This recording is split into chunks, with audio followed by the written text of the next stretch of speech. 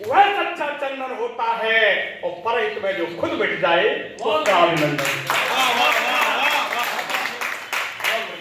चार पंक्ति आपने गुरु जी के सम्मान में, मेरा बड़ा सौभाग्य है, मैंने उनके दर्शन किए। कर्म के जो है पुजारी समय उनको सिर झुकाता, जो पुष्प शूलों में खिले मधुमास उनके गीत गाता, और लक्ष्य को पाया उसी ने जो चलाए कर्म पथ पर, वही मानव ज्योत बनकर राह औरों को दिखाता। वही ऐसे ज्योतिपुंज ज्योत पुरुष मैं कोटि नमन करता हूं। और चार पंक्ति मित्रों में, चूंकि मातृशक्ति के रूप में हमारी लोकप्रिय विधायिका यहाँ मौजूद है और मातृशक्ति हॉल में भी है, और एक बेटी ने जो मंच की शुरुआत की, निस्संदेह मानिए अगर आपकी कविता का पात्र आपके होठों से निकलकर आपकी आंखों तक पहुंच गया तो पात्र चरितार्थ हो जाता है, कविता धन्य हो जाती है। बेटी ने पिता पर कविता पढ़ी, मैं कह सकता हूँ कविता रस सिद्ध हो गई। कविता का रस सब जमाना था, जब जिस रस की कविता पढ़ रहे हैं श्रोता या उस रस में नहीं आए तो कविता पढ़ना बेकार है। बहुत अच्छी कविता पढ़ी। मैं बेटी के लिए, बेटियों के सम्मान में एक सबसे पहले एक छंद पढ़ूंगा।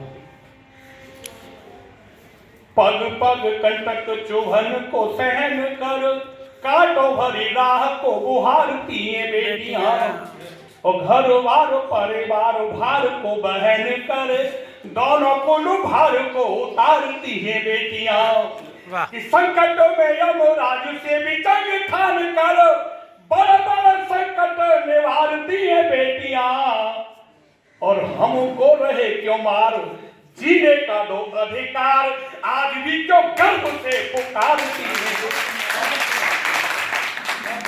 आवश्यकता है बेटी बचाओ बेटी पढ़ाओ, एक मिशन की मैंने बात की, और एक ऐसा विषय जो अभी तक मंच पर नहीं आया है, ये जनप्रति बैठे हैं, मैं उस विषय को मंच से छूंगा। मैं व्यंग का कवि हूं, मैं व्यंग की बहुत सारी कविता पढ़ता हूं, लेकिन एक छंद देश के उन शहीदों के नाम पढ़ना अवश्य जरूर चाहूंगा। राजनीति शास्त्र में लेकिन कोई ऐसी नीति, आज राजनीति के उसूल कैसे हो गए, ओ मालियों ने बोए बीज फूल फूलबारियों के, आज हर क्यारी बीच शूल कैसे हो गए। दिमक चरित्र से विचित्र हुए राजनेता, आज मेरे देश को कबूल कैसे हो गए, और आम जैसे बचहारे हो रहे समूल नष्ट, आज सारे बागों में बबूल कैसे हो गए, बबूल कैसे हो गए। तब पढ़ता हूं मित्रों उन शहीदों के लिए, गाते हुए राष्ट्रगीत मृत्यु को बना के गीत, मातृभूमि के लिए जो बलिदान हो गए, और जब तक जिए मातृभूमि के लिए ही जिए, ऐसे वीर देव तुल्य इंसान हो गए। कि देखे जो बलिदान देश का बढ़ाया मान, ऊंचाई में आसमान के समान हो गए, और आरती के दिए से चले वो लाल भारती के, होकर शहीद कितने महान हो गए, होकर शहीद कितने महान हो गए। भाई साहब, खिलाओ फूल गुलशन में चमन संतोष पा जाए, महकने दो बहारों को पवन को होश आ जाए, काबे के पार की हो तुम दिलों के खोल दरवाजे, बजाओ तालियां ऐसी इनको जोश आ जाए।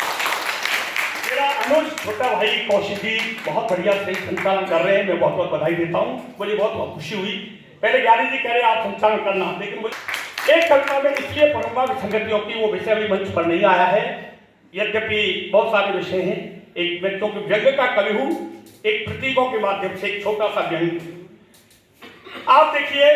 बालक है, बालक के माध्यम से एक व्यंग करता हूं। देश की तमाम व्यवस्थाएं, नबी जी सुने कि एक दिन एक अजीब घटना हुई। अजीब घटना क्या? दुर्घटना हुई। हमारे 6 वर्षीय सपूत को जाने क्या जच गई, उसकी करतूत पर हायतुआ मच गई। पत्नी ने ऑफिस को फोन घुमाया, हमें जल्दी से घर बुलाया। हम घबराए के जाने क्या अनहोनी हो गई। इस हड़बड़ में स्कूटर की चाबी खो गई। मैं जैसे तैसे घर तक आया, घर में पड़ोसियों का हुजूम पाया। मैं चीखते हुए बोला, अरे क्या आफत आ गई। सबसे क्या था, पत्नी ताप खा गई। बोली, अजी सुनते हो, यहाँ कैसा मसला तक गया है, ये तुम्हारा लाडवा 1 रुपए का सिक्का कटक गया। मैंने बच्चे को डांटा, देखकर हल्का सा टाटा, चोरी बड़ा बदतमीज है, ये रुपया भी कोई खाने की चीज है। बच्चों को सब पता लग जाएगा, जब हॉस्पिटल जाएगा वहां डॉक्टर तेरी होलियां बिगाड़ देंगे। 1 रुपए के लिए बेरहमी से तेरा पेट फाड़ देगी। बच्चा बाहर डर के घबराया, सहमा रोते हुए चिल्लाया, पापा पापा आप बाप होकर भी मेरी होलिया पकड़वाओगे, सिर्फ 1 रुपए के लिए मेरा पेट फड़वाओगे? अरे सुना है हमारे देश में तो लोग जाने क्या क्या खा जाते हैं, बिना डकाती आवाज से पचा जाते हैं।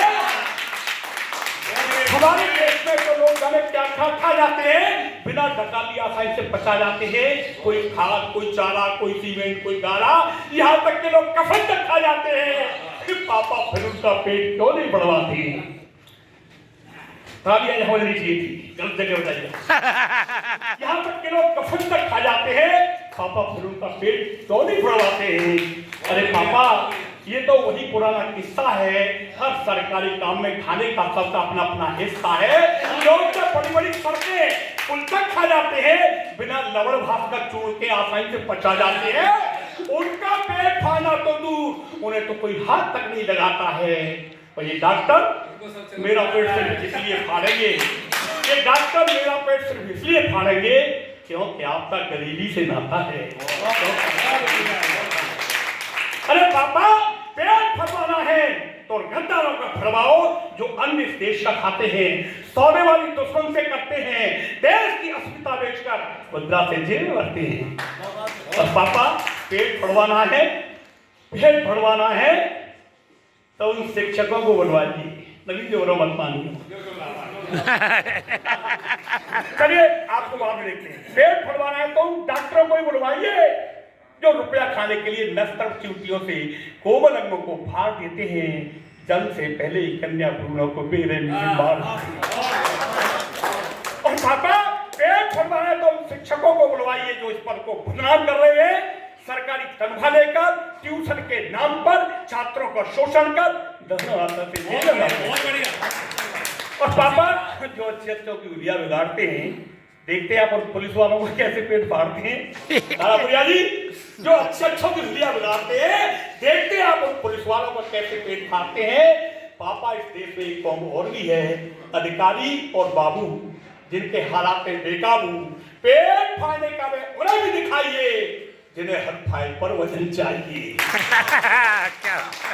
इसलिए पापा सिर्फ 1 रुपया खाने पर मुझे इस कदर न डांटिए, मेरी बहादुरी पर खुश होकर मिठाई बांटिए, क्यों मैं भी सीढ़ी दर सीढ़ी आगे बढ़ा हूँ। और रुपया खाना इस देश की सनातन परंपरा है, मैं भी उसी का निर्वाह कर रहा हूँ। बहुत बहुत धन्यवाद। और